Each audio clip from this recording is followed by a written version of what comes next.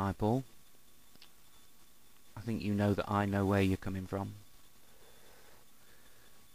Don't know why anyone else does it, but I've got a few reasons that I do it. One is a small 10-year-old boy.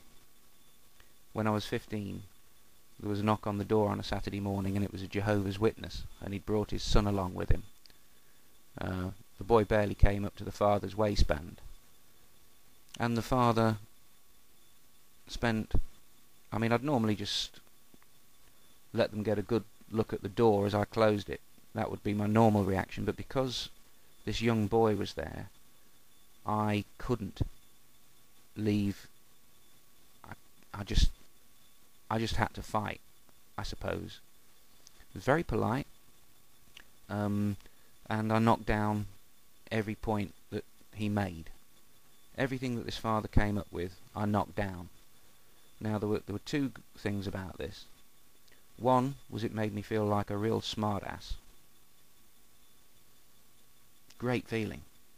Always liked that feeling. The second one was the look on the 10-year-old boy's face. He was enjoying seeing me knock his father down for 3 hours. The father couldn't see it because the boy was right at his side. But every time I did a real good knockdown, just with science, the boy would look at me as if to say, "You're my hero." And I suppose that set up a trend within my neurons. I also used to prevent people from being dragged into prayer meetings at the company where I worked for 20 years. I was pretty well known for my views as regards science and religion, and when the evangelicals, there were only two of them, both women, very nice people, but whenever I heard them try and get someone to go to those prayer meetings, I could stop it in 60 seconds. It didn't take long. If you can be there right at the moment someone's about to be taken, it's easy to stop it.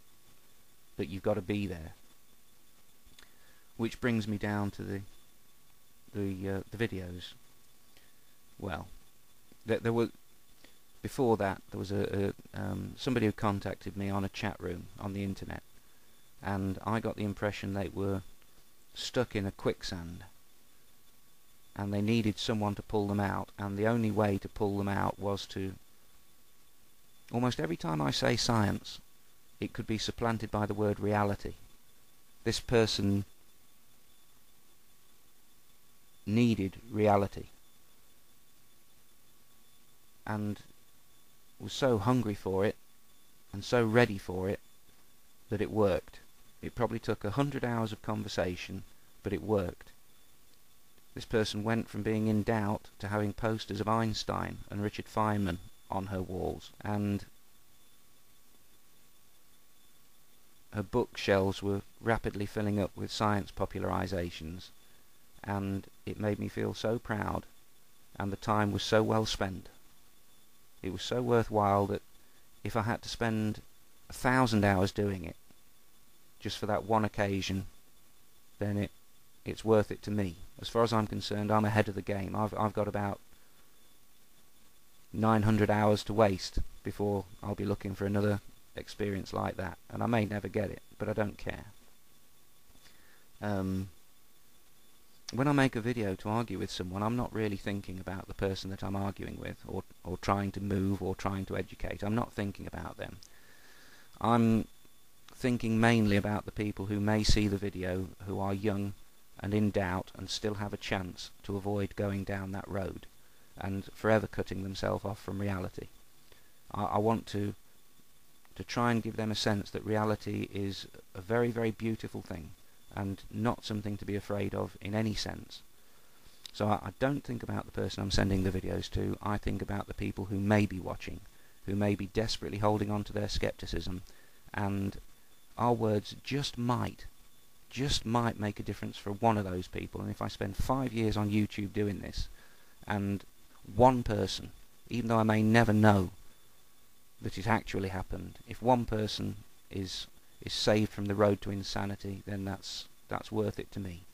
The more intelligent the person, the more dangerous this road is. So I'm trying to only talk to intelligent people. But if somebody asks me a question, I can't run the risk that they're genuinely curious. I have to answer. Once I've found out that they're not really interested in finding any answers like that, then that's it. Game over. Next contestant, please. I love America. I've been to America, spent a month in the Pennsylvania Bible Belt, and the people there were just wonderful. The television sucked, and the fact that I was inhibited in what I could say because of the deep religious conviction around me, I'll never forget that. It struck me that the young people were being, again, suffocated by what was going on. America is in trouble today, but that trouble is going to get a whole lot worse unless something happens, and because they got to the moon and gave me so much hope, I want to try and do my nano bit to help. Again, delusions of grandeur perhaps, but I have to try. When I die, I want to think that I did everything that I could against one of the serious problems. Religion could make us hesitate at a vital moment. With global warming, that moment might be here. So I've just got to do what I can so that I can close my eyes with a smile on my face. Other points? Yeah. If we're silent and only they are talking, then they will get respect they do not deserve. What's the quote? For evil to triumph, all that's required is for good men to do nothing, and good women. I've seen what religious delusion can do to people. I've seen it close hand with someone who I cared about, and I'll be damned if I don't do something to try and prevent that from happening to somebody else. Think I've covered everything. Those are my personal reasons. Oh yeah, there is one other reason. Two other reasons. One is that every really joyful, exuberant moment that I've known, that's not true, I've had some fantastic parties, but every personal moment that I've ever known, profound personal moment, has always come through science or through some realization. You know, a few facts suddenly clinking together, looking at a star, knowing its distance, and almost feeling connected to it along the light beam. It's an incredibly hard feeling to describe, and the only way you can really ever get that feeling is with a few facts that you actually and completely believe. It's beyond believing, it's knowing, just for an instant, and that feeling is denied to people once they go down the road of religion. And again, I have to try and get other people to have that feeling. It's worth being alive for that feeling. It's not worth being alive just being some sort of puppet to something that doesn't exist. And my final reason is I like winning arguments.